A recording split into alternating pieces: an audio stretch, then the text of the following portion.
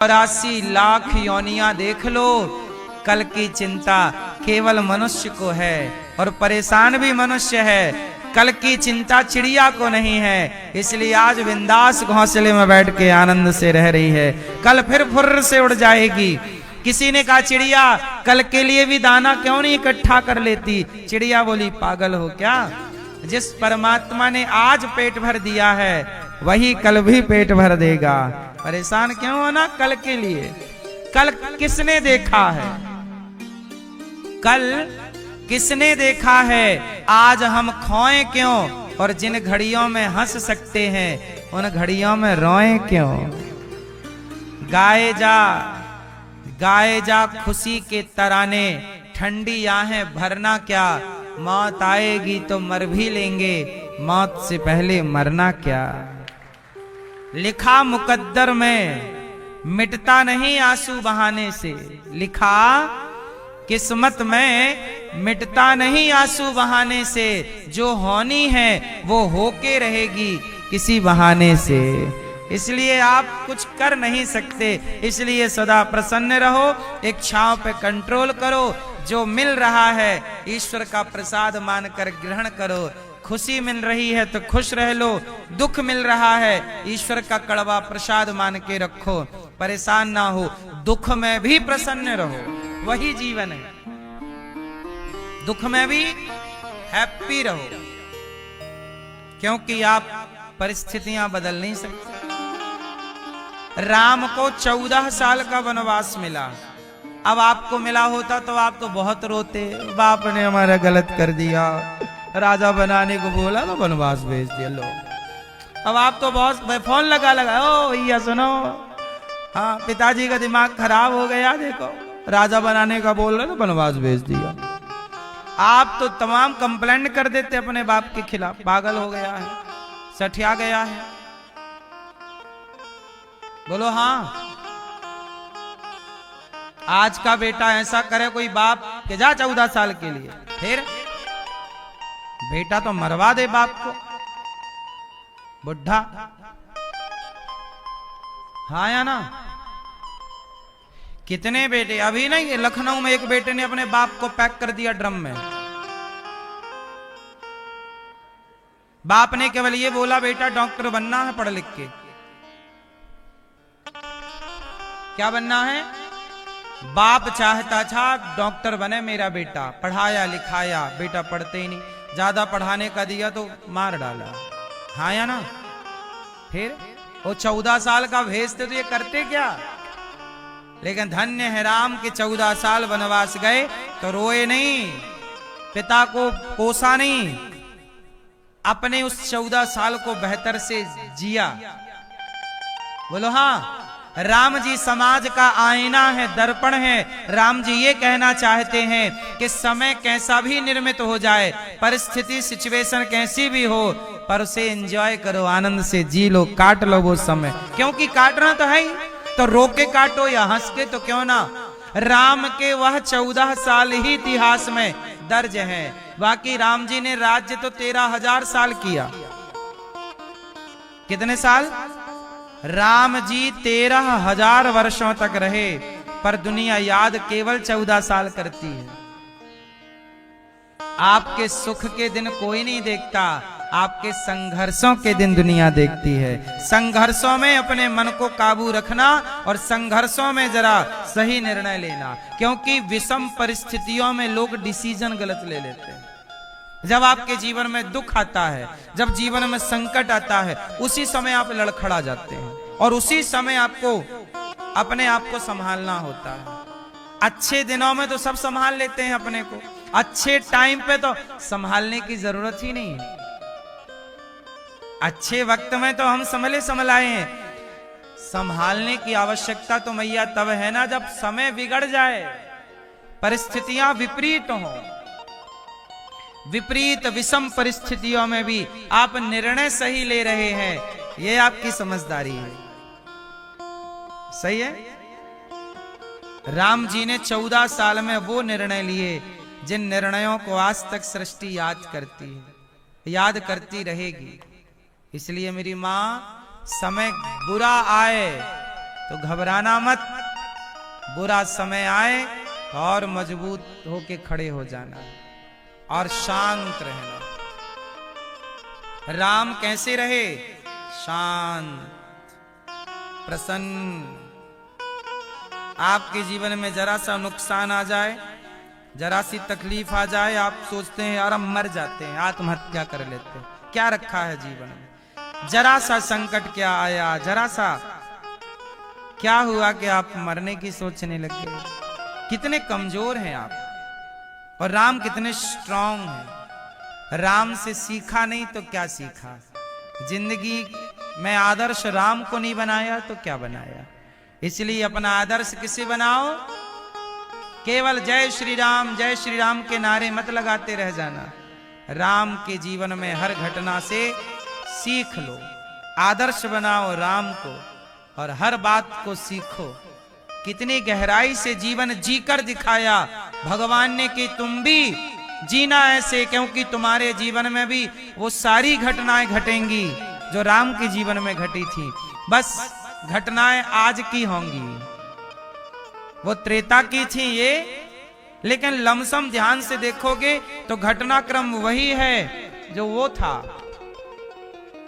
आपके जीवन में भी कोई सूपनखा आएगी। क्यों आई कि नहीं कोई सूपनखा आपके जीवन में? राम के जीवन में एक सूपनखा आई, क्या कहती है? ब्याह कर लो, हम बहुत सुंदर हैं।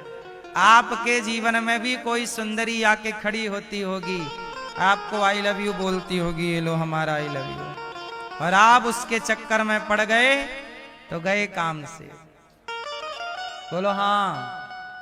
कितने पुरुषों के लिए पत्नियां रोती हैं कि मेरे पति का चक्कर चल रहा है पड़ोसन से, चक्कर में बर्बाद हो गए कितनों की गृहस्थियां।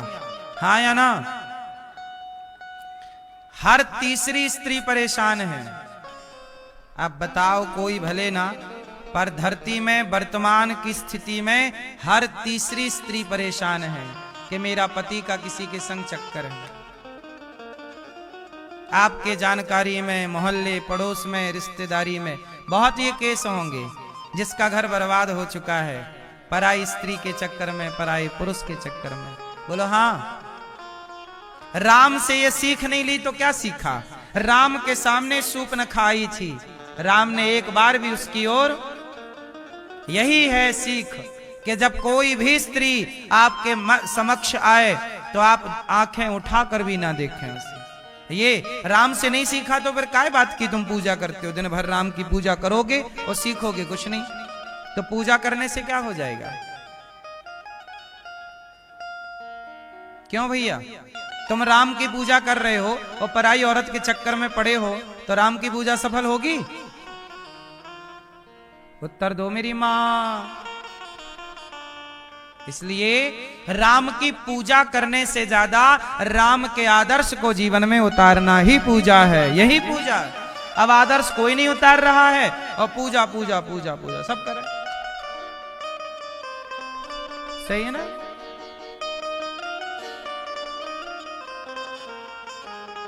इसलिए कहता हूं, राम का हर निर्णय हमारा और आपका डिसीजन है।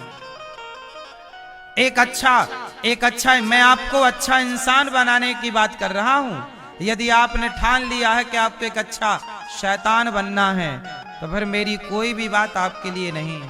मेरी हर बात उसके लिए है जो ये अंदर से ठान ले कि मुझे एक अच्छा इंसान बनना है, चाहे वो पुरुष हो या स्त्री। ये उसके लिए मेरी बातें हैं।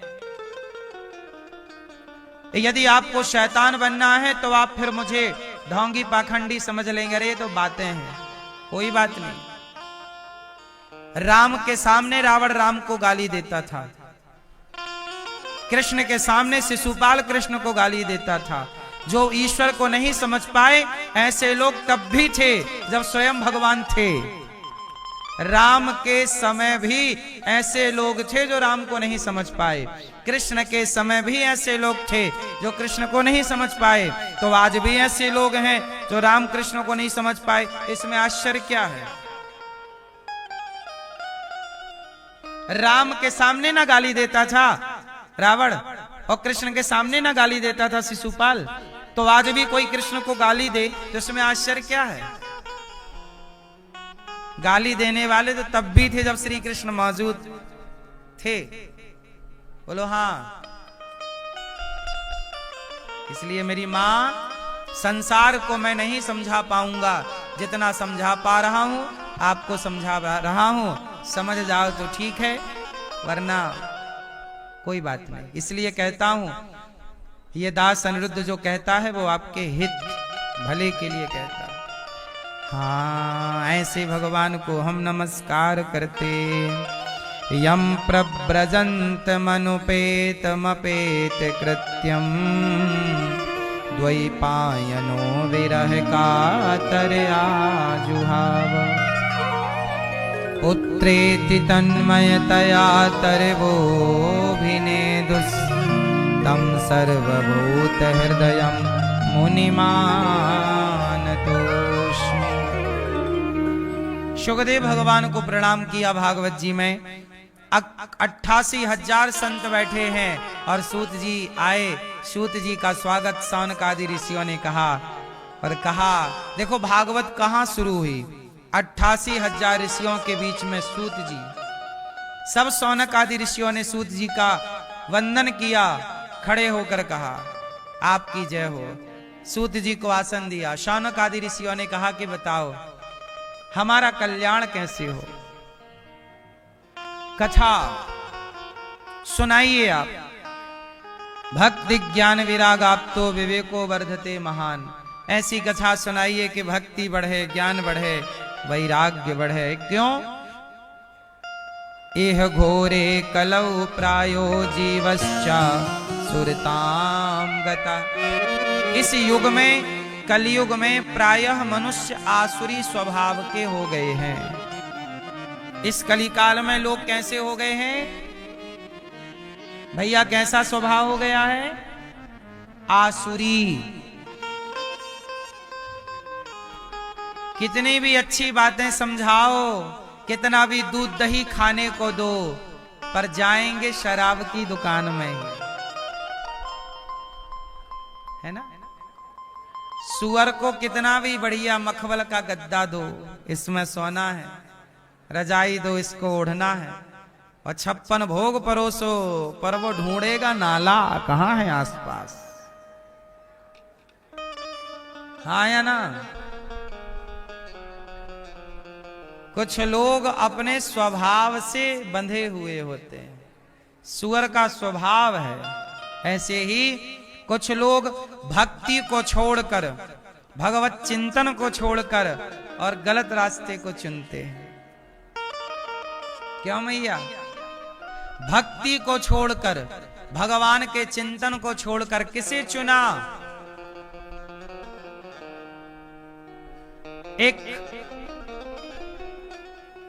एक गांव से 2 बच्चे वृंदावन के लिए निकले। बच्चे मतलब जवान लड़के थे, 25 साल के थे, 25-30 साल के बीच की उम्र थी। दोनों जवान, दोनों के अंदर भक्ति का रंग लग गया। दोनों मित्र थे, दोस्त थे। चलो वृंदावन चलते हैं। उस जमाने की बात थी जब ट्रेन व्रेन नहीं चलती थी, रास्ते कच्चे हुआ करते थे, पर दोनों का जुनून था चलो वृंदावन चलते हैं, भगवान का दर्शन करेंगे, प्रेम से भगवान की भक्ति करेंगे। दोनों चले। चलते चलते चलते चलते कई दिन हो गए। रास्ते में रुक जाते, खा पी लेते, फिर आगे चलते। अब वो वृंदावन के बिल्कुल पास आ गए। मतलब ये समझ लो कि 10 किलोमीटर दूर, बिहारी जी के मंदिर से 10 किलोमीटर दूर। हो गई थी रात, पानी भी थोड़ा गिर गया था, मौसम बदल रहा था, दोनों भीग गए। पर दोनों बोले कि सुनो 10 किलोमीटर बचा है, रात हो गई है, अब चलो तो सवेरे की मंगला आरती मिल जाएगी बिहारी जी। अब ना रुको, सवेरे का दर्शन हो जाएगा, आए अपन लोग हैं। कि तभी वहां एक गांव में लोग बैठे अलाव जलाए, आग जलाए बैठे, और वहां एक नचनिया मस्त सुंदर नाच रही थी। तो दोनों दोस्तों ने सोचा कि यार थोड़ा यहां बैठ जाते हैं, ठंडी लग रही है, थोड़ा आग सेक लेते हैं, और ये नाच रही है थोड़ा देख लेते हैं। तो एक ने कहा यार हम तो भगवान का दर्शन करने आए हैं, ये नाच रही है, हम इसका दर्शन करने थोड़ी आए हैं। एक ने कहा एक काम करो, रात यहीं रुक जाते हैं, सवेरे तो चल नहीं है। बोला नहीं नहीं, मंगल आरती निकल जाएगी सवेरे की। हाँ चलो, सवेरे की आरती मिल जाएगी अपने को, दर्शन सवेरे 4 बजे का दर्शन हो जाएगा भगवान जी, चलो। बोले नहीं, आज ठंडी है, तबीयत खराब हो जाएगी, कपड़े भी गीले हैं, चलो कपड़े बदल लेते हैं, और आज यहीं मिल गई है आग वाग, बढ़िया सेको, और ये रात भर नाचेगी, जरा इसके संग ठुमका उमका लगाएंगे अपन, चलो। एक बोला नहीं, तू बैठ।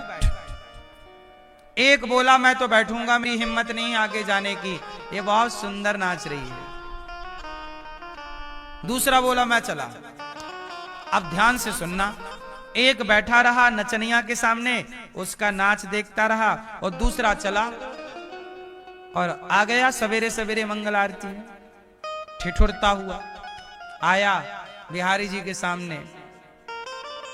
और बिहारी जी का दर्शन, जैसे ही बिहारी जी के पास आया, उसके मन में भाव बदल गया। उसको लगा यार क्यों आ गया, मैं भी वहीं बैठता तो बढ़िया उसका नाच गाना देखता, सेकता, बढ़िया कितना मस्त नाच रही थी, कितनी सुंदर थी वो। अब ये उस सुंदरी का स्मरण करने लग गया। वो खड़ा किसके सामने है? भगवान जी के सामने, बिहारी जी के सामने। वो चिंतन किसका कर रहा? उसके गाल कितने सुंदर थे, उसके बाल कितना अच्छा नाच रही थी, पतली कमर थी, उसका ध्यान कर रहा है, नचनिया का। और वो जो नचनिया के सामने बैठा था, वो धिक्कार रहा है अपने भाग्य, हे भगवान मैं कितना अभागा पापी हूं कि आया था भगवान के लिए, और यहां एक चमड़ी की सुंदरता में उलझ गया। वो बैठा नचनिया के सामने, और उसका ध्यान बिहारी जी में है, और जो बिहारी जी पहुंच गया, उसका ध्यान उस नचनिया में है। संयोग देखो कि दोनों की मृत्यु हो गई, दोनों मर गए। और जब दोनों मरे तो दोनों का हिसाब यमराज जी ने किया। दोनों एक साथ ही लगभग मृत्यु हुई। यमराज जी के पास दोनों गए, यमराज जी ने खाता वही टटोला, तो कहा कि जो मंदिर में खड़ा था इसे नरक जाना पड़ेगा, और जो नचनिया के सामने था उसे स्वर्ग, उसे बैकुंठ भेजो। तो उसने, जो भगवान के सामने मरा, उसने कहा यमराज जी ये तो निर्णय गलत है आपका, मैं तो मंदिर में मरा हूं, भगवान के आगे मरा हूं, मुझे तो बैकुंठ मिलना चाहिए। बोले नहीं, तुम्हारा शरीर तो मंदिर में था, पर तुम्हारा मन किस में था? उस नाचने वाली नृत्यांगना में था।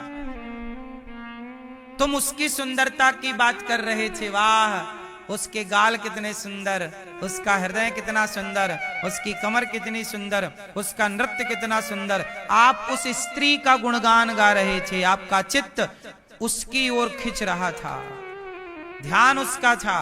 और वो जो उस नृत्यांगना के सामने था, उसके चित्त में बिहारी जी प्रकट हो गए। हे प्रभु अपराधी हूं, क्षमा करना, आपका दर्शन नहीं कर सका। भगवान की छवि उसके चित्त में बसी थी। इसका मतलब यह हुआ कि शरीर कहां है इससे कोई फर्क नहीं पड़ता, मन कहां है इससे फर्क पड़ता है। इसलिए घर में रहकर भी आप दुनिया के किसी कोने में रहिए, पर अपना मन भगवान में रखिएगा, क्योंकि तन की प्रधानता नहीं है कि तन कहां है, प्रधानता किसकी है? किसकी? मन के हारे हार है, मन के जीते जीत, मन ही मिलावत राम से, मन ही करत फजीत। इसलिए मन की गति है अटपटी, झटपट लखे न कोय, मन की जब खटपट मिटे तो झटपट दर्शन होए। इसलिए कहता हूं मन को भगवान से जोड़ करके रखिएगा। ऐसी कथा सुनाइए कि भक्ति बढ़ जाए। इस घोर कलयुग में प्रायः लोग आसुरी स्वभाव के हो गए हैं, न तन को लगाते भगवान में, न मन को लगाते। आप कुछ तो लगाओ, किसी तरह तो अपना कल्याण करो। सौनक आदि ऋषियों ने कहा हमें ऐसी कथा सुनाइए जिससे कृष्ण की प्राप्ति हो जाए। अच्छा बताओ, भगवान की प्राप्ति का उपाय क्या है इस कलयुग में?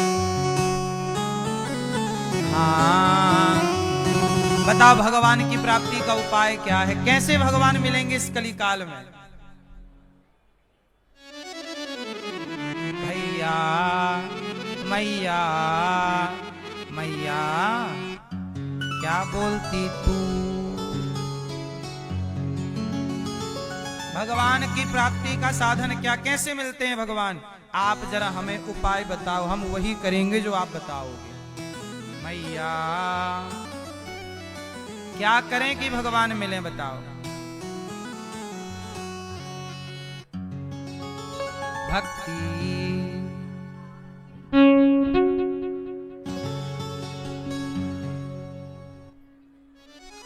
मैया, ओ पंचायती मैया, ओ मेरी माँ। मैया ने एक झोला कथा सुन ली। सांवरे से भक्ति क्या है? भगवान से मिलना है तो क्या करें? सांवरे से मिलने का एक ही है रास्ता। मैया मैया मोबाइल में सर्च करने लग गई कि भगवान की प्राप्ति का रास्ता क्या। गूगल में सर्च कर रही मैया। सांवरे से मिलने का सत्संग ही बहाना है। चलो सत्संग में चलें, हमें हरि गुण गाना है। ये दुनिया वाले क्या जाने, मेरा रिश्ता पुराना है।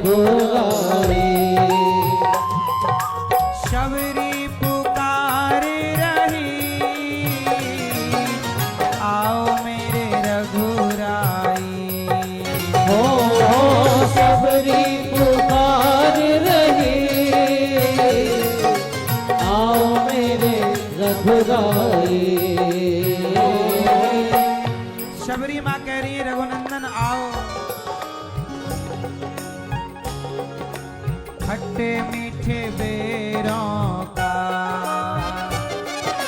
खट्टे मीठे बेरों का तुम्हें भोग लगाना है। खट्टे मीठे बेरों का तुम्हें भोग लगाना है। सावरे से मिलने का सत्संग ही बहाना है। सावरे से मिलने का।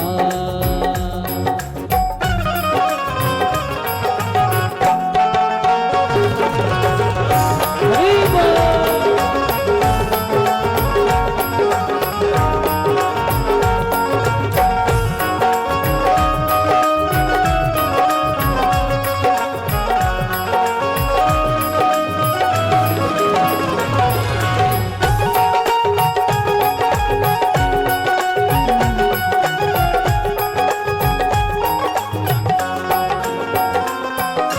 द्रौपदी पुकार रही,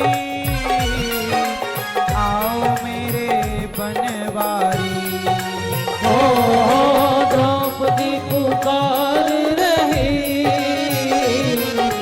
आओ मेरे बनवारी। द्रौपदी पुकार रही, आओ मेरे गिरधारी। हो द्रौपदी पुकार रही, आओ मेरे गिरधारी। शीर बढ़ा जाओ मेरा, हाँ चीर बढ़ा जाओ मेरा। मेरी लाज को बचाना है। हाँ चीर बढ़ा जाओ मेरा। ओ मेरी लाज को बचाना है। सावरे से मिलने का सत्संग ही बहाना है। सावरे से मिलने का।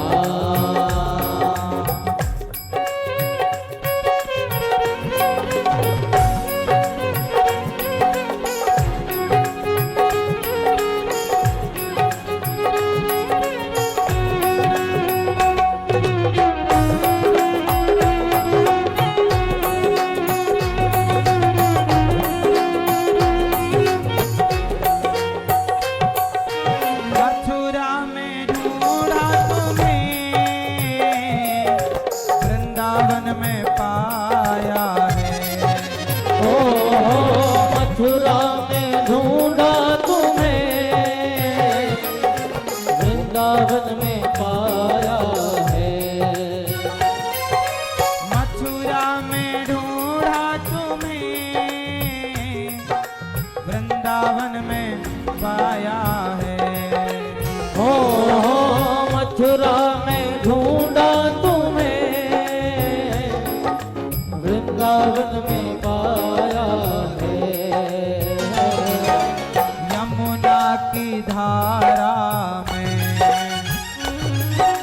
यमुना की धारा में मेरे श्याम का ठिकाना है। यमुना की धारा में ओ मेरे श्याम का गाना है। सावरे से मिलने का सत्संग ही बहाना है। सावरे से मिलने का सत्संग ही बहाना है। ओ सावरे से मिलने का सत्संग ही बहाना है। सावरे से मिलने का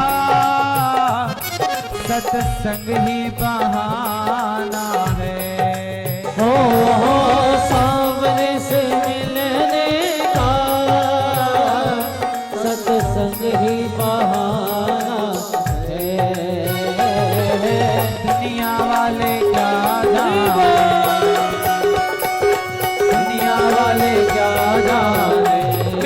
रिश्ता पुराना है, दुनिया वाले क्या जाने, मेरा रिश्ता पुराना है। सावरे से मिलने का सत्संग ही बहाना है, सावरे से मिलने का सत्संग ही बहाना है, सत्संग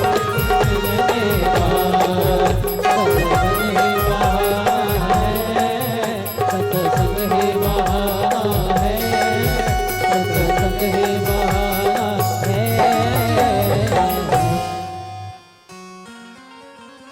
श्री कृष्ण गोविंद हरे मुरारे, हे नाथ नारायण वासुदेव।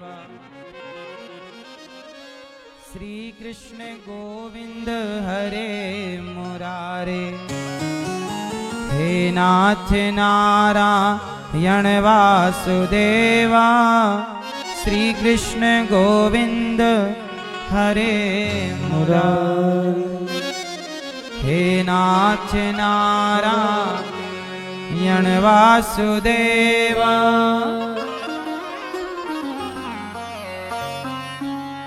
कृष्ण प्राप्तिकरं शश्वत साधनं तद्वदाधुना। क्या कहा? ऐसी कथा सुनाइए कृष्ण की प्राप्ति हो जाए। प्रीति शौनक चित्ते ते यतो वच्मि विचार्य चा, सर्व सिद्धांत निष्पन्नम संसार भयनाशनम। काल ब्याल मुखग्रास त्रास निर्णास हे तवे। श्रीमद्भागवतं शास्त्रं कलौ कीरेण भासितम्। आपको हम कथा का सार सुनाते हैं। सूत जी ने कहा, एक बार देवताओं ने भी भागवत सुनने का प्लान किया। देवताओं के राजा अमृत लेकर के आ गए। सुखदेव जी से कहा, ये अमृत आप ले लो। कौन सा अमृत ले लो? कौन सा अमृत? स्वर्ग का अमृत आप ले लो और कथा का अमृत आप हमें दे दो। कौन सा ले लो, कौन सा दे दो? स्वर्ग का अमृत आप परीक्षित को पिला दो, इंद्र ने कहा। और ये जो कथा आप परीक्षित सुन रहे हैं, कथा का अमृत, ये हमें पिलाओ। एवं विनिमये जाते सुधाराज्ञा प्रपीयताम्। प्रपास्यामो वयं सर्वे श्रीमद्भागवतामृतम्।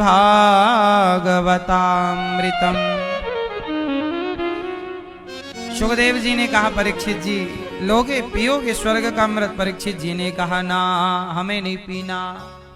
फिर क्या पियोगे? कथा। तब कथामृतम तप्त जीवनम। हमें कथा ही पीनी है, कथा का अमृत चाहिए, स्वर्ग का अमृत नहीं चाहिए। सोचो, भागवत के सामने परीक्षित जी ने स्वर्ग के अमृत को ठुकरा दिया। नहीं चाहिए, ले जाओ, ले जाओ। क्यों? क्योंकि स्वर्ग का अमृत पी लोगे तो स्वर्ग मिलेगा, भागवतामृत पी लोगे तो भगवान मिलेंगे। अब भगवान ही मिल गए तो अमृत का करोगे क्या? इसलिए घाटे का सौदा ना करना। इसलिए कहता हूं कि भागवत सुना करो, अपने माता पिता को भी भागवत सुनवाओ, पूर्वजों को भी भागवत सुनवाओ। भागवत जरूर सुनवाना चाहिए। यहाँ आज से पोथी पाठ बैठा है, भक्तों ने, यजमान परिवारों ने, कुछ लोग आकर, कुछ लोग घर पर ही बैठकर कथा का रसपान कर रहे हैं। यहाँ बड़े व्यवस्थित ढंग से ब्राह्मणों के द्वारा भागवत जी के पोथी पाठ होते हैं। आप भी अपने पितरों के लिए भागवत जी का अनुष्ठान करा सकते हैं और अपने कल्याण के लिए ये सब कार्य, अभी आगामी भागवत जी के पोथी पाठ होंगे, तो आप भी अपने माता पिता पूर्वजों के लिए जो भी आप चाहें पोथी पाठ करा सकते हैं 23 मार्च से।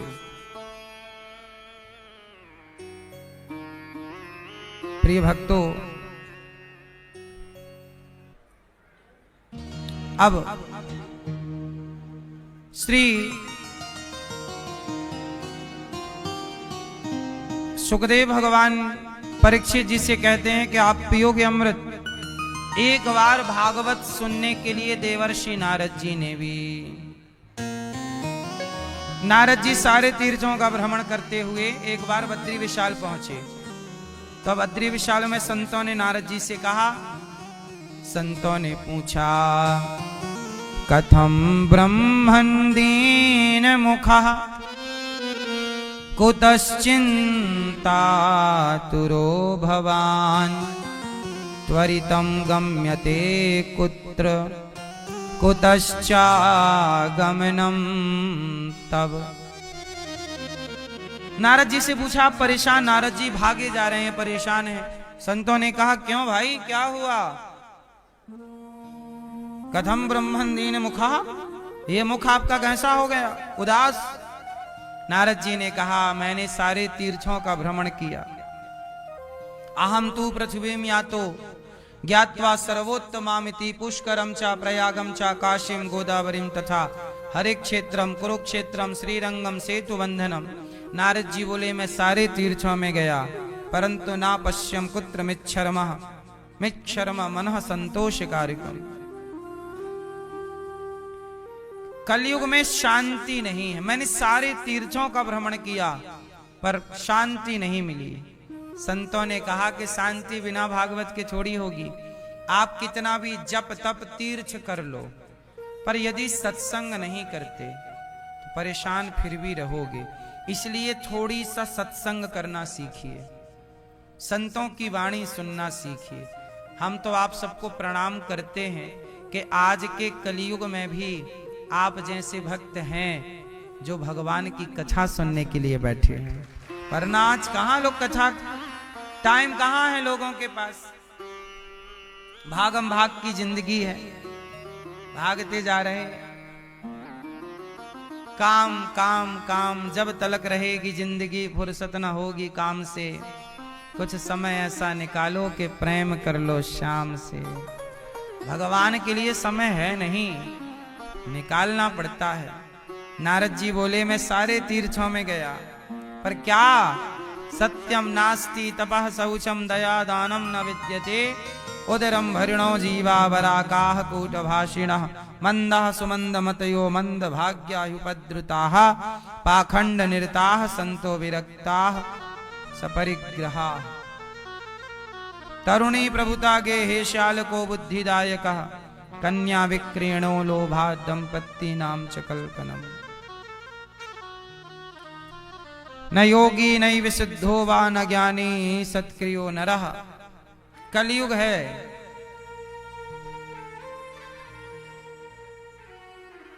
कलयुग में क्या है?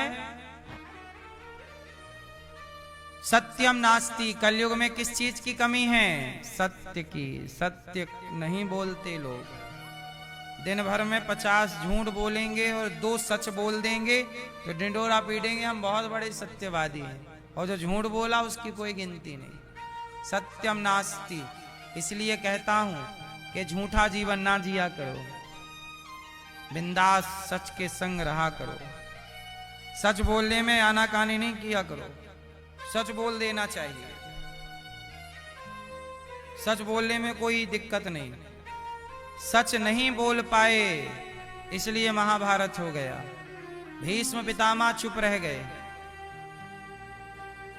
बोलो हाँ, चुप रहना अच्छी बात है, पर वहां चुप रहना पाप है जहां बोलने की जरूरत है।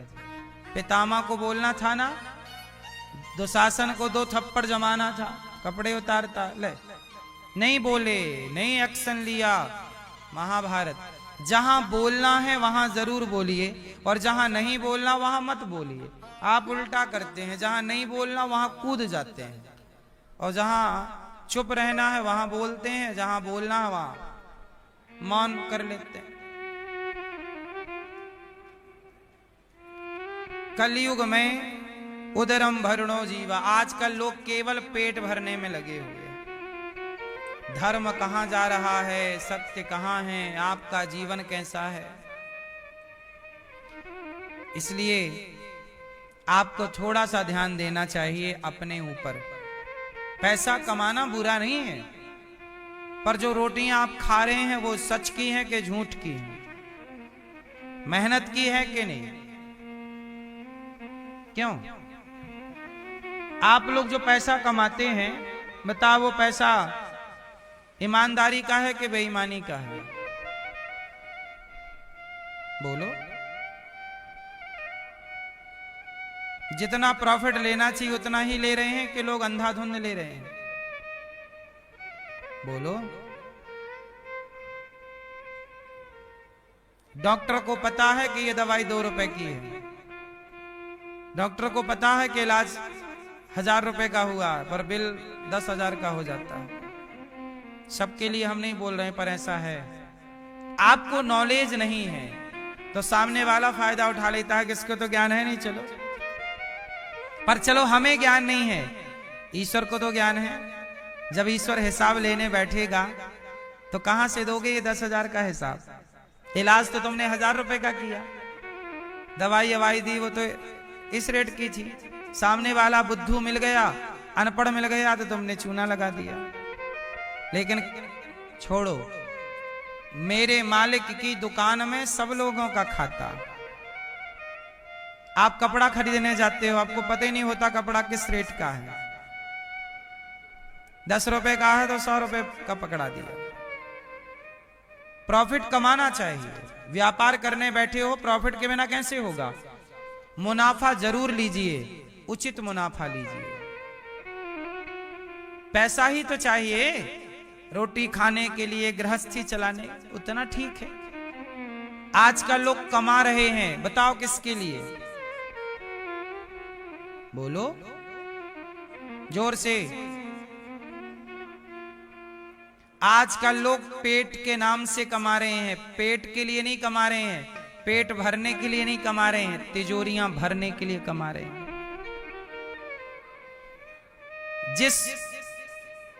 जिन बच्चों के लिए आप कमा रहे हैं, आपके मर जाने के बाद जिस आपने पाप करके, झूठ बोल के जो जमीन जायदाद बनाई, छल कपट करके घर बनाया, आपके मर जाने के बाद आपकी आने वाली पीढ़ी उस घर में आपकी फोटो भी नहीं लगाएगी। जिस घर के लिए आप मरते रहे, जिसके लिए आप पाप करते रहे। इसलिए साहब, घर बनाओ, पैसा कमाओ ईमानदारी से, बच्चों को काबिल बनाओ। बेटा तुम भी ईमानदारी से कमाओ। सच बताओ, चिड़िया ईमानदारी से खाती है कि बेईमानी से? जोर से। क्या बेईमानी का खाना चिड़िया जानती है? शेर ईमानदारी का खाता है कि बेईमानी का? बोलो। अपना शिकार खुद करता है, कई बार शिकार के टाइम उसे चोट लग जाती है, मर भी जाता है शेर। ईमानदारी का हर योनि 84 लाख योनियां देखिएगा, सब ईमानदारी का खाते हैं। एक इंसान है जो बेईमानी का खाना चाहता है। किसी का 5,000 रुपए ले लेता है तो लौटाने का नाम नहीं लेता। खुद बेईमानी कर रहा है, जैसे वो बस चोरी कैसे भी करके खाना चाहता है। ये क्या कमाए? बेईमानी से कमाए, बेईमानी से किया तो क्या? अरे ईमानदारी से कमाओ, खाओ, बेईमानी ना हो। पहले के लोग डरते थे बेईमानी करने से, ईश्वर को तो जवाब देना पड़ेगा। आजकल कोई बेईमानी करने से नहीं डरता। हाँ, हर जगह बेईमानी हो गई है। अच्छा ये बताओ, पढ़ा लिखा आदमी 50,000 1,00,000 रुपया नौकरी पाने वाला आदमी रिश्वत उससे लेता है जो मजदूर है। सच बताओ, जो 1,00,000 रुपए कमा रहा है वो व्यक्ति 1,00,000 रुपए महीने का कमाने वाला रिश्वत उन लोगों से ले रहा है जो महीने के 8,000 10,000 12,000 कमा रहे हैं। बोलो सही है ये बात की गलत? अब मुझे बताओ कि 10,000 रुपए महीना कमाने वाला 1,00,000 रुपए महीना कमाने वाले को रिश्वत देता है और 1,00,000 रुपए कमाने वाला उस पैसे से जाकर अपने बच्चों को चॉकलेट टॉफी खिलाएगा तो वो चॉकलेट टॉफी उनके बच्चों को पचेगी सही से? बोलो साहब, बद्दुआएं ना कमाना, दुआएं कमाना। सरकार दे रही है लाख रुपए 50,000, खुश रहो ना। 500 रुपए इससे 1,000 उससे, क्यों बेईमानी करनी? हमारे देश में ये भ्रष्टाचार ना हो तो कितना अच्छा हो, ईमानदारी से सब काम हो तो कितना अच्छा हो। ये पाप तुम्हें नरक ले जाएगा। ये पाप करके जो तुम बच्चों के लिए बना के जा रहे हो ना, बच्चों को अच्छे संस्कार देते तो ये सब करने की जरूरत ही नहीं पड़ती। कफन में जेब नहीं होते, आप चाहो तो बनवा लेना। ये जो जोड़ रहे हो किसके लिए, सोचिएगा जरूर। अनिरुद्धाचार्य मरेगा, बताओ हम क्या लेकर जाएंगे? बच्चों को संपत्ति क्यों देना है? बच्चों को संस्कार दो। कमा के खाने का टैलेंट दे दो। तुम कमाओ खाओ, हमने संस्कार दे दिया, टैलेंट दे दिया, कमाओ। संपत्ति का क्या करें? समाज की सेवा। इसलिए दास अनिरुद्ध वृद्ध माओं की सेवा करता है। हम हर त्योहार अपनी माओं के साथ मनाते हैं। कल होली भी हमने माओं के साथ मनाई। यहां देखो माओं की सेवा होती है। इन वृद्ध माओं की खुशी, अभी 2-3 दिन पहले, होली के पहले, एक बेटी अपनी माँ को लेके आई। बोली महाराज जी हमारी माँ को रख लो। दामाद भी आया। बेटी दामाद अपनी माँ को छोड़ के चले गए। क्यों छोड़ के चले गए? बोले लड़की के सास ससुर लड़की के माँ बाप को रखना नहीं चाहते, दामाद भी नहीं रखना चाहता, छोड़कर चले गए। बूढ़ी माँ है। एक माँ को जो बूढ़ी है उसे तुम 2 रोटी ना खिला पाए। ऐसी बेसहारा माँओं के होंठों पे मुस्कान भरने का प्रयास ये दास अनिरुद्ध करता है। और इन वृद्ध माँओं के लिए ही आपसे भिक्षा मांगता हूं कि थोड़ा थोड़ा आप भी अन्नदान कीजिएगा ताकि आप भी इन माँओं को भोजन करा सकें। आज का भोजन आप करा सकते हैं, माँओं को तो जरूर कराइएगा। नाश्ता बंटवा सकते हैं तो जरूर बंटवाइएगा, क्योंकि आप भी सहयोग नहीं करेंगे माँओं को, आप भी रोटी नहीं देंगे तो कौन देगा। भक्ति महारानी गौरी गोपाल आश्रम में देखो अखंड रसोई चलती है। कोई भी भक्त आओ सबको भोजन, ये सेवा है। हम मर जाएंगे क्या लेकर जाएंगे? इसलिए आपसे कहते हैं कि आप भी थोड़ा अन्नदान करो। ज्यादा जोड़ने के चक्कर में ना पड़ो। जोड़ना है पुण्य जोड़ो, पैसा तो धरा रह जाना है सबका। टाटा जी गए तो कितना लेके चले गए, आप कितना ले जाओगे? क्यों भैया? अच्छे कार्य करना चाहिए, पैसे कमाने चाहिए। पैसा कमाना चाहिए सबको, और पैसे से समाज की। अभी हमारे मन में एक विचार है कि हम अभी आज ही गौरी गोपाल विद्यालय हम बनाना चाहते हैं। आज ही उसकी ड्राइंग तैयार हुई है। आधा काम ड्राइंग का हो गया है, कागजी कार्यवाही हो गई है, कुछ कुछ और बाकी है। जैसी कागजी कार्यवाही हो जाएगी, नक्शा पास होने का दे दिया है। अब सरकारी काम 10 नक्शा पास हो जाए फिर गौरी गोपाल विद्यालय बना रहे हैं, जहां बच्चों को निःशुल्क पढ़ाएंगे। क्या पढ़ाएंगे? कक्षा 1 से लेके 12वीं तक CBSE बोर्ड और निःशुल्क। आप लोगों से भिक्षा मांग मांग कर बच्चों को पढ़ाएंगे। बताओ ये सही है कि गलत है? तो आप भी साथ दीजिएगा। गौरी गोपाल गुरुकुल का नक्शा विद्यालय का जल्दी सब नक्शा पास होने का दे दिए हैं। अब सरकारी, अब जितना टाइम लगे बस इसके बाद काम चालू हो जाएगा और 2 साल में लगभग तैयार होकर के बच्चे पढ़ने लग जाएंगे। तो आप भी जरूर विद्यालय के निर्माण में सहयोगी बनिए। मैं चाहता हूं कि हर गरीब वो व्यक्ति जो रिक्शा चलाने वाला है, कोई भी हो, सब समाज के लिए, लड़की लड़का सबके लिए गौरी गोपाल विद्यालय बन रहा है और निःशुल्क तैयार। केवल शिक्षा नहीं देंगे, वहां ऐसे संस्कार देंगे कि जिससे बच्चे अपने माँ बाप को घर से निकालें ही ना। थोड़ा वेदों का ज्ञान, पुराणों का ज्ञान, भारतीय दर्शनों का बोध हो। आज भारतीय संस्कार से बच्चे अछूते रह गए हैं, वंचित रह गए हैं, संस्कार ही नहीं है। श्रवण कुमार के बारे में जानते ही नहीं तो माँ बाप की सेवा क्यों करेंगे? बच्चों को श्रवण कुमार का पाठ जरूर पढ़ाना चाहिए, हरिश्चंद्र की बात जरूर पढ़ानी चाहिए ताकि सत्यवादी समाज बने। इसलिए मेरी मां, शिक्षा फ्री होनी चाहिए, इस पर यह दास अनिरुद्ध काम कर रहा है। सीबीएसई बोर्ड की शिक्षा सबको निःशुल्क प्राप्त हो। आप सब सहयोग और आशीर्वाद देंगे तो कार्य होगा। अभी भी गौरी गोपाल गुरुकुल में 150 बच्चे पढ़ते हैं, पास में ही गुरुकुल है। हमारे 150 गुरुकुल में बच्चे हैं। उन बच्चों का रहना, खाना, पढ़ना, लिखना सब फ्री है। ये बच्चे हैं, ये 1 क्लास के बच्चे हैं, ऐसी 3 क्लासें हैं। तो गौरी गोपाल गुरुकुल में लगभग 150 बच्चे हैं। आप भी गौरी गोपाल गुरुकुल में बच्चों को भोजन करा सकते हैं। ये भी निःशुल्क है। बच्चों का रहना, खाना, पढ़ना, लिखना सब निःशुल्क। हम शराब पी के पैसा नहीं बर्बाद करना चाहते, हम समाज को मरने से पहले कुछ देना चाहते हैं। ये धरती ने हमें जन्म दिया है, हमने इस धरती का अन्न खाया है। भारत की भूमि पे जन्म लेके हमने भारत के ऋणी हुए हैं, तो इस भारत माता को लौटा के जाएंगे कुछ ना कुछ, फिर मरेंगे शान से। केवल लिया ही लिया है और दिया नहीं और मर गए तब तो हम चोर कहलाएंगे। हम भारत माता के क्या कहलाएंगे? चोर। माता से लिया है, इस माटी से लिया है तो लौटाओ ना।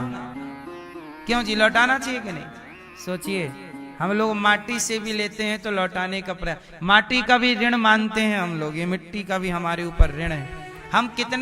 हम सनातनी कितने श्रेष्ठ विचारधारा के हैं। हम अपनी माटी को भी प्रणाम करते हैं कि हमारी माटी है, जिस माटी में हम खेले खाए। जननी जन्म भूमश्च स्वर्गादपि गरीयसी। और लोग इतने बेईमान हो गए हैं कि किसी से 5000 रुपए लेते हैं तो लौटाते नहीं। इतने बेईमान भी लोग हैं। वो लोग ईमानदार हैं जो माटी का ऋण मानते हैं, और वो लोग बेईमान हैं जो इस माटी के ऋण को भूल गए हैं। क्यों मैया? भूलना चाहिए। माता का ऋण, जन्म देने वाली माता और भारत माता, दोनों का ऋण सदा याद रखना चाहिए। हाँ या ना? राष्ट्र प्रेम ही सबसे बड़ा प्रेम है, राष्ट्र भक्ति ही सबसे बड़ी भक्ति है।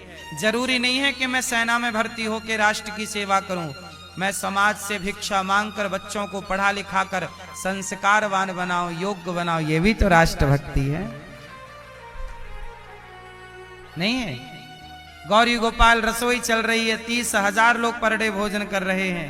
क्या ये राष्ट्र भक्ति नहीं है? बोलो। सबकी सेवा, भोजन कराना। आज के युग में आपके घर में 4 मेहमान एक्स्ट्रा आ जाएं तो आपका बजट बिगड़ जाता है, लेकिन गौरी गोपाल में 25 से 30,000 लोग पर डे भोजन करते हैं। अखंड रसोई चलती है। ये राष्ट्र की सेवा नहीं है? इसलिए आप भी गौरी गोपाल आश्रम में जो अखंड सेवाएं हैं जरूर जोड़िएगा। नारद जी कहते हैं कि महाराज भक्ति का दुख दूर कैसे होगा? बोले भागवत सुनवाओ। नारद जी ने जब भक्ति को भागवत सुनवाई तो भक्ति का दुख दूर हो गया। यत् फलम नास्ति तपसा न योगेन समाधिना तत्फलं लभते सम्यक् कलौ केशव कीर्तना। कलयुग में केवल कीर्तन मात्र से, भगवान की कथा मात्र से व्यक्ति पाप मुक्त हो जाता है। भक्ति महारानी को भागवत सुनवाई गई। भागवत सुनते ही भक्ति महारानी तरुण भगवान के भागवत सुनते ही बड़े प्रेम से भक्ति महारानी के पुत्रों का ज्ञान वैराग्य का दुख दूर हो गया और भक्ति महारानी कीर्तन करने लग गई। श्री कृष्ण गोविंद हरे मुरारी नाथेति नामानि मोहर बदंती। कहा कहां बैठूं, जाओ भक्तों के मन मंदिर में, हृदय में जाकर के बैठ जाओ। नारद जी ने सनकादियों से एक सवाल किया, महाराज ये बताओ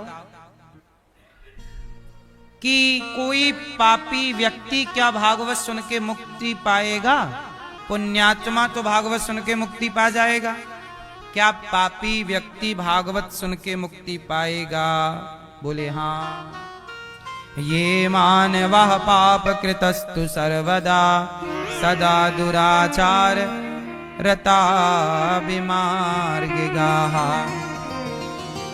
क्रोधाग्निदग्धः कुटिलाश्च कामिनः सप्ताह यज्ञेन कलौ पुनन्ति ते सत्येन हीनाः पितृमातृदोषकास् कृष्णाकुलाश्चाश्रम धर्मवर्जिताः ये दाम्भिका मत। अब देखो, सत्येन हीना, जो व्यक्ति सत्य से हीन हो गया है, जो मातृ पितृ ऋण भूल गया है, जिसने माँ बाप की सेवा भी नहीं की, वो पापी भी भागवत सुनेगा तो वह मुक्त हो जाएगा भागवत सुनकर। माना की गलतियां हो गई, माना की पाप हो गया, अब हो गया तो क्या करें? भोगना पड़ेगा। कोई उपाय है बच जाएं? हाँ, भागवत सुन लो बच जाओगे। भागवत सुन लो बच जाओगे। भाई सांप ने डस लिया, अब क्या उपाय है? डस ही लिया, जल्दी हॉस्पिटल पहुंचो, समय से हॉस्पिटल पहुंच जाओगे तो बच जाओगे, और लापरवाही करोगे तो मर जाओगे। ऐसे पाप ने डस लिया है, सांप का डसा हॉस्पिटल जाए और पाप का डसा भागवत सुने। भागवत सुनेंगे तो मुक्ति मिलेगी, जैसे सांप का डसा भी बच जाए, ठीक ठीक इलाज मिल जाए तो। बोलो हाँ। कितना भी बड़ा सप्ताह यज्ञेन कलौ पुनन्ति ते, बड़ा सा बड़ा महापापी हो, देखो मदिरापान 5 महापाप होते हैं, 5 महापाप होते हैं। कौन कौन? जो मदिरापान करे, जो ब्रह्म हत्या करे, जो स्वर्ण की चोरी करे, जो गुरु पत्नी के साथ गमन करे, गलत करे, और जो विश्वासघात करे, ये 5 महापापी होते हैं। ठीक है? ऐसे महापापी भी भागवत सुने, जो क्रूर हों, छल करने वाले हों, जो पापी से पापी गौ हत्या का पाप जिन्हें लगा है, ऐसे व्यभिचारी, व्यभिचार किया है, पर स्त्री गमन करके पाप किया, कैसे भी पापी हो, सप्ताह यज्ञेन कलौ पुनन्ति ते, भागवत सुन के पवित्र हो जाएंगे। कितना भी गंदा सोना हो, कितने भी मिलावटी वाला सोना हो, भट्टी पे डाल दीजिए, पवित्र हो जाएगा। आग क्या करती है? सोने को शुद्ध कर देती है। जैसे अग्नि सोने को शुद्ध कर देती है, ऐसे भागवत पापी से पापी को भी पवित्र कर देती है। इसलिए भागवत जरूर सुनना चाहिए। इसलिए हम कहते हैं अपने माता पिता पितरों को भागवत जीते जी जरूर सुनवाओ। अपराधी कौन नहीं है, पापी कौन नहीं है। ये दास अनिरुद्ध, मैं स्वयं महीने में 2 भागवत जी सुनता हूं। 2 भागवत जी के पाठ हमेशा कराता हूं 12 महीने, क्योंकि हमसे भी जाने अनजाने में हम रास्ते में चलते हैं, चींटी मर जाती है, गाड़ी के नीचे मेंढक मर जाता है, कई बार कुत्ते बिल्ली मर जाते हैं जब आप गाड़ियों से चलते हैं। हमने जानकर थोड़ी पाप किया है, पर पाप से हम बच थोड़ी सकते हैं। कली काल में पाप से कौन बचेगा?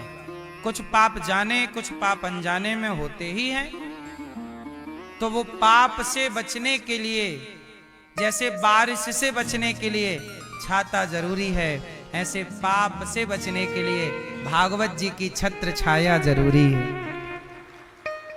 इसलिए समय निकालकर भागवत जरूर सुनना चाहिए।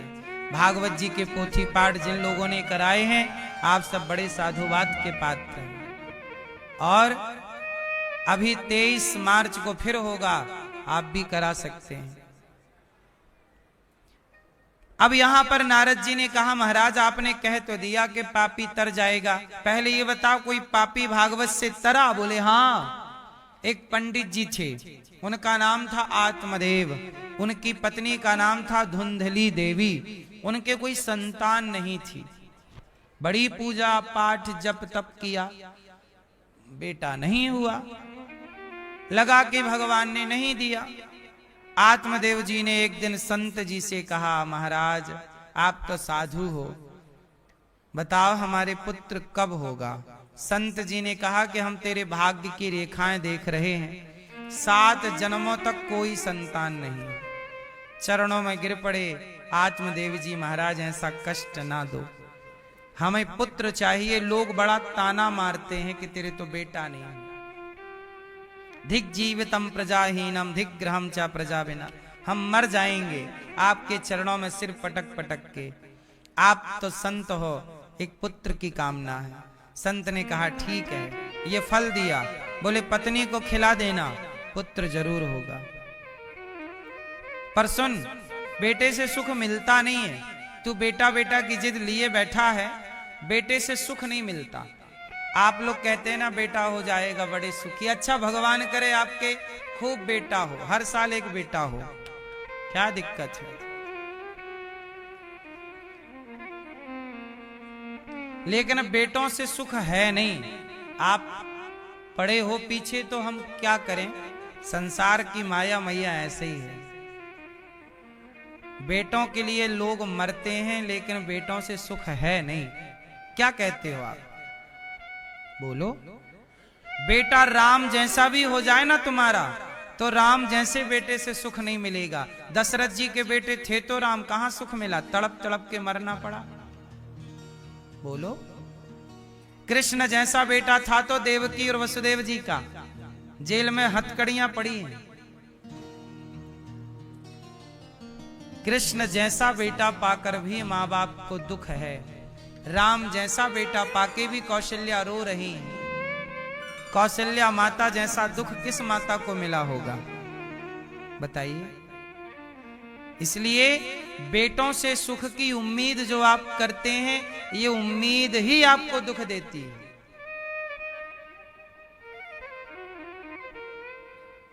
इसलिए कहता हूं, भगवान करे आपके बच्चे हों, बेटा हो, पर उम्मीद बेटे से ना करिए। बेटे को पढ़ा लिखा के योग्य बना दो, और पीछे पीछे क्यों भागना बच्चों के? बुढ़ापे में हमारा साथ देगा। बेटे का साथ क्यों चाहिए? जितना बेटे से उम्मीद है, इतना भगवान से उम्मीद कर लो ना। बेटा साथ कहां दे रहे हैं? भगवान ही साथ देंगे। इसलिए पहले से माइंड सेट कर लो कि सहारा यहां से नहीं, यहां से होना है। मीरा किसके सहारे रही? बेटे के भगवान के? आप लोग हो बेटे का सहारा, बेटे ले लो सहारा। सहारा, हाँ, मीराबाई को किसका सहारा? विवेकानंद जी को किसका सहारा? तुलसीदास जी को किसका सहारा? सूरदास जी को किसका सहारा? सबका सहारा कृष्ण है, बस आप बड़े महान हो, आपका सहारा बेटा है। जाओ बेटा बेटा करो।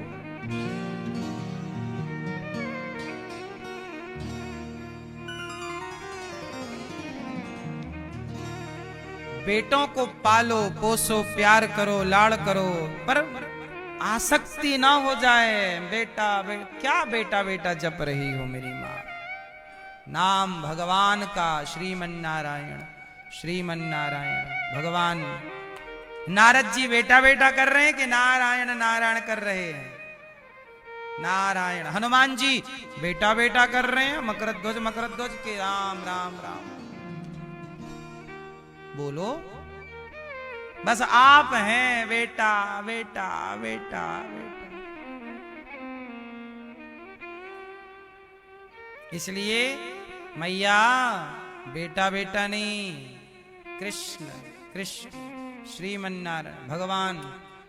बेटा बड़ा हो गया, अपना सेल्फ डिपेंड करेगा, कमाएगा खाएगा।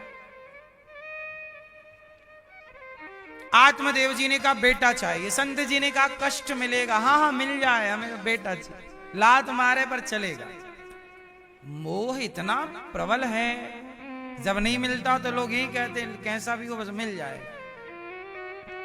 क्योंकि समाज से डर जाता है ना व्यक्ति के, लोग क्या कहेंगे कि बेटा नहीं हो रहा है, अरे तेरे तो बेटा नहीं है। लोग बड़ा ताना मारते हैं।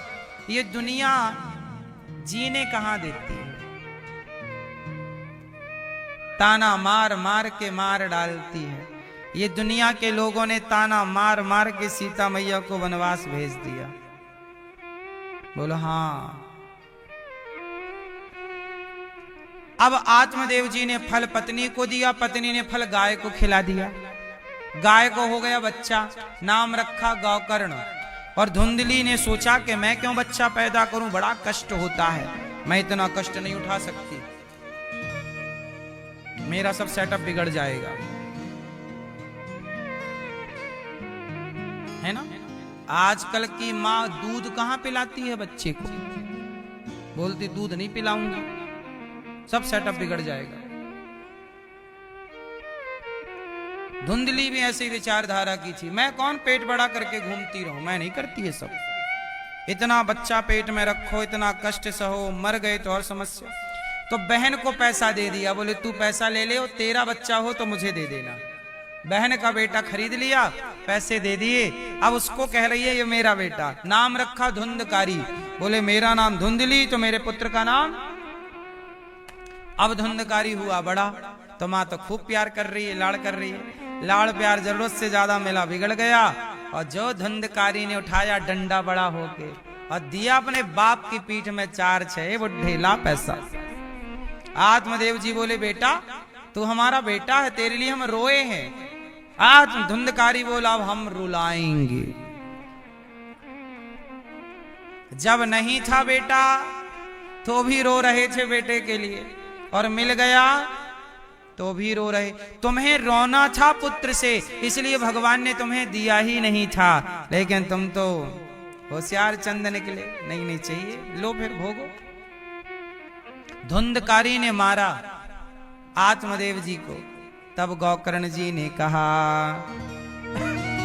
देहे स्थिमान से रुधिरे विमतिम त्यजत्वम जाया सुतादिषु सदा ममता विमुंचि पश्यानिशं जगदिदं क्षणभंग निष्ठम वैराग्य राग रसिको भवभक्ति निष्ठः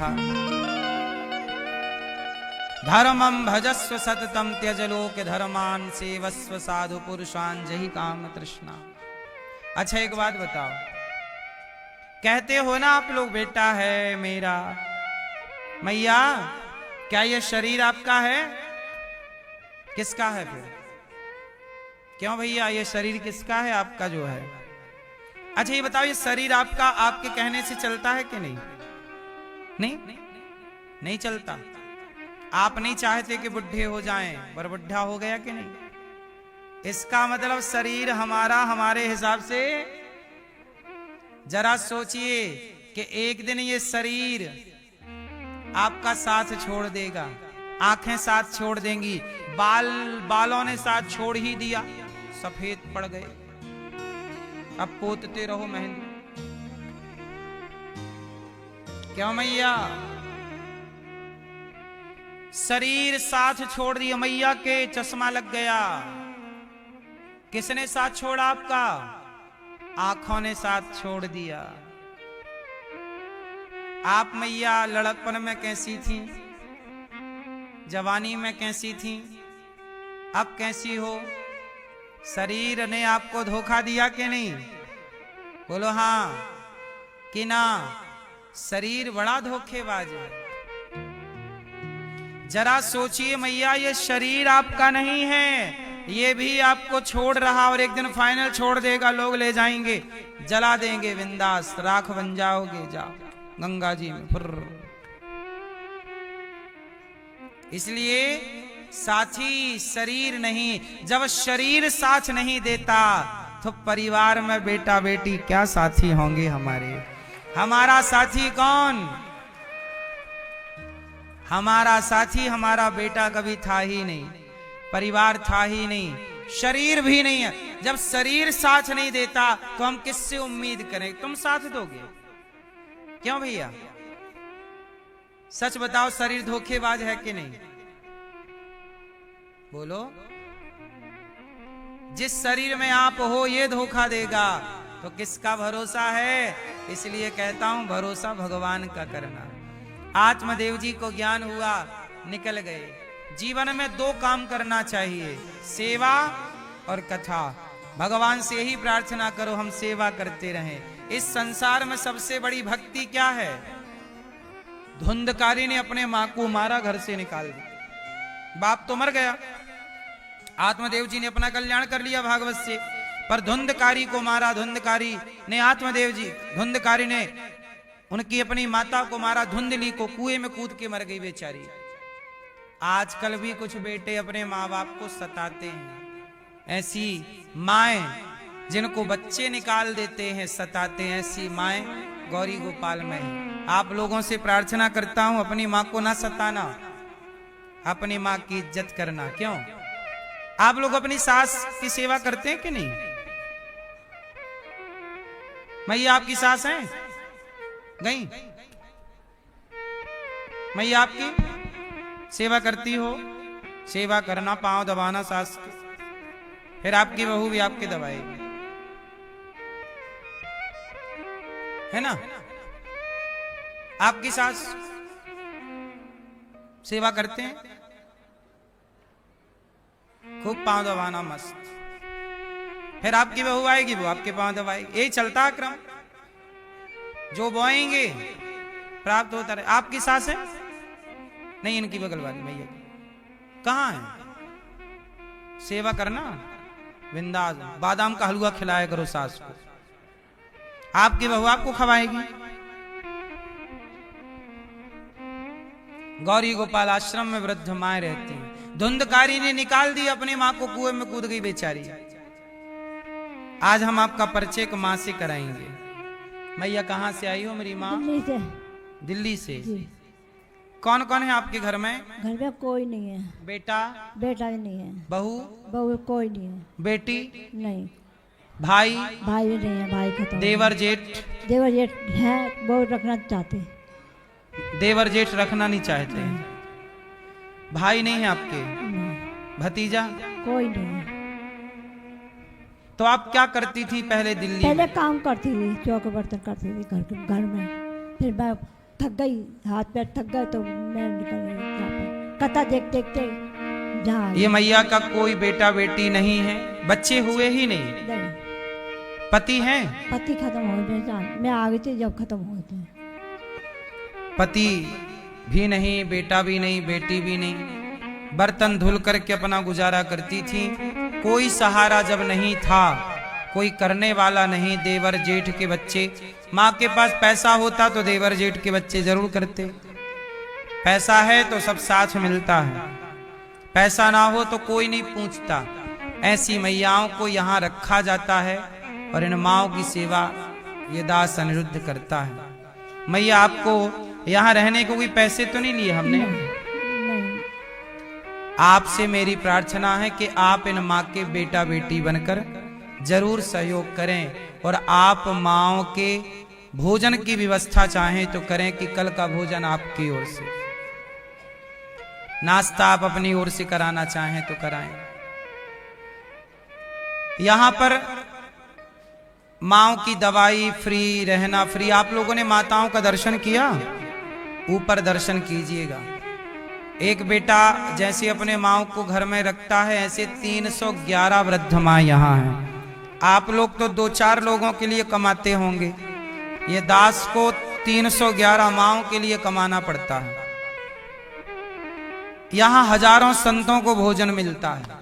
हजारों संत जो फुटपाथ पर सोते हैं सब यहाँ आते हैं, सबको भरपेट भोजन गौरी गोपाल में मिलता है।